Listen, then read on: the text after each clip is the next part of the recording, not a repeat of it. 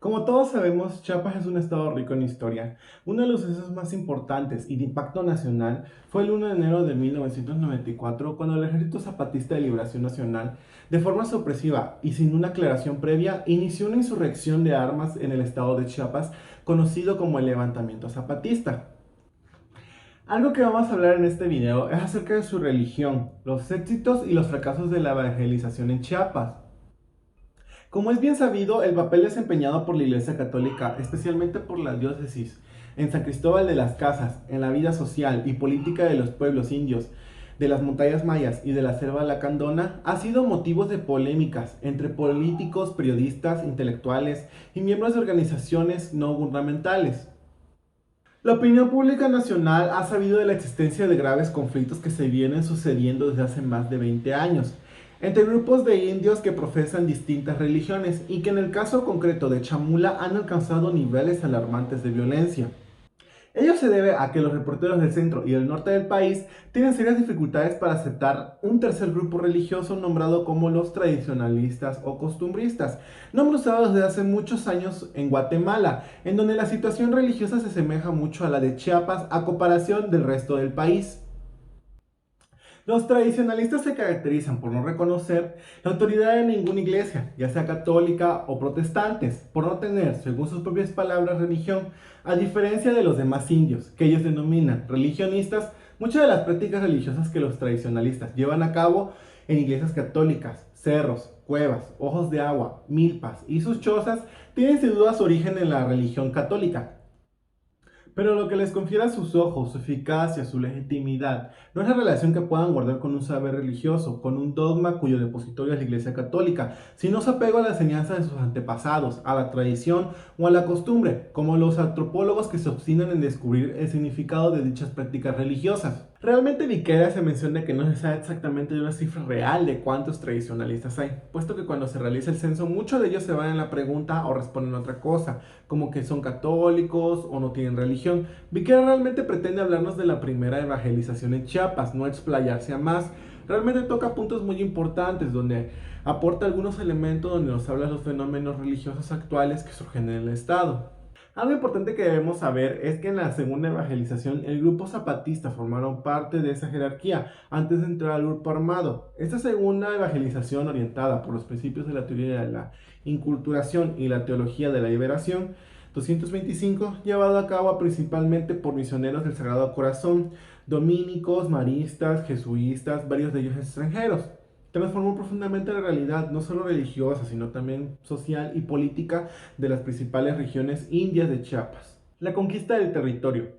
El prelado, cuya diócesis comprendían Yucatán, Tabasco y Chiapas, incluyendo el gobierno del Soconusco y la Verapaz, esperaban por una parte lograr la conversión de los indios que se mantenían fuera del control español sin recurrir a la violencia, y por otra fundar un gobierno teocrático, fiel a la corona y protector de los naturales. Los indios cuya vida cotidiana se encontraba regida por los valores religiosos buscaban candidatos idóneos para formar una nueva sociedad inspirada en las primeras comunidades cristianas, a condición, claro está, de mantener alejado de los abusos y de la influencia corruptora de los españoles. Movidos por esta esperanza, el prelado y los dominicos soportaron las durísimas condiciones del viaje entre Salamanca, de cuyo convento provenían los religiosos predicadores, y Ciudad Real, la actual San Cristóbal de las Casas, viaje en el cual una buena parte de los religiosos encontró la muerte en un naufragio en las costas de Campeche.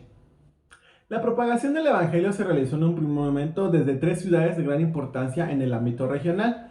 La primera de ellas fue Chiapa, ahora Chiapa de Corzo, centro urbano que maravilló a los primeros conquistadores.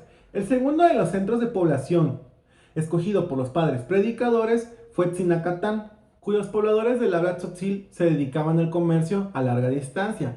La tercera ciudad fue Copanahuaslá, poblada por celtales, cuya importancia radica en las ricas e irrigadas tierras que rodeaba y en su ubicación en el mismo camino que pasaba por Chiapas. La decisión tomada por los dominicos de asentarse en estos tres puntos claves para la economía regional resultó de lo más acertada.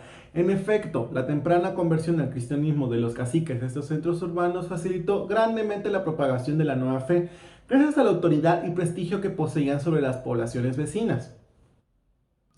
Algo curioso que me llamó la atención es la cuarta lengua. El zoque no tardó en ser objeto de atención por los padres predicadores. En 1546, dos de ellos recibieron la encomienda de dirigirse al noroeste de Chiapas para que aprendieran esta lengua. Los dominicos instalaron su base de trabajo en Tecpatán, ciudad que habría de funcionar como centro de acopio de productos de toda la provincia de Los Zoques.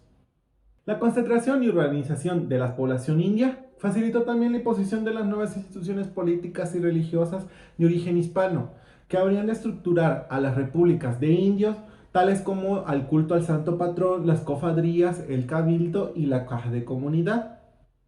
Los religiosos insistieron siempre en que las congregaciones se habían llevado a cabo con base en el convencimiento de los naturales y sin recurrir a métodos coercitivos, pero resulta difícil creer que los indios no opusieran una gran resistencia a este traslado y a una reestructuración de su vida social, política y religiosa. ¿Qué había detrás del petate de la ermita de Cancún? A mediados de junio de 1712, en la comunidad de Cancún, ubicado en la provincia de Los Cendales, en la alcaldía mayor de Chiapas, una india de entre 3 o 14 años de edad, María López, hija del sacristán del pueblo, comunicó a la justicia y al común que en un paraje cercano a la casa de su padre se le había aparecido la Virgen, como una señora muy linda y muy blanca, y le había pedido que se le construyera una ermita para poder vivir entre los indios. La noticia fue acogida primero con un poco de escepticismo por parte de los habitantes del pueblo, pero poco a poco la firmeza y la convicción que mostraba la joven, así como el apoyo que le brindaron ancianos y principales, tanto locales como foráneos de gran prestigio en la región, convencieron a muchos de la verdad de sus palabras. ¿Qué había detrás del petate de la ermita de Cancún? Resulta menos ociosa de lo que podría pensarse a primera vista. Los mismos españoles se lo plantearon y cuando levantaron declaraciones judiciales a rebeldes y prisioneros de guerra que habían estado en el pueblo, los interrogaron insistentemente al respecto. Las deducciones a las que llegaron con base en estos testimonios varían con el tiempo. A poco iniciada la rebelión, se convencieron de que el bulto que los indios adoraban era un ídolo.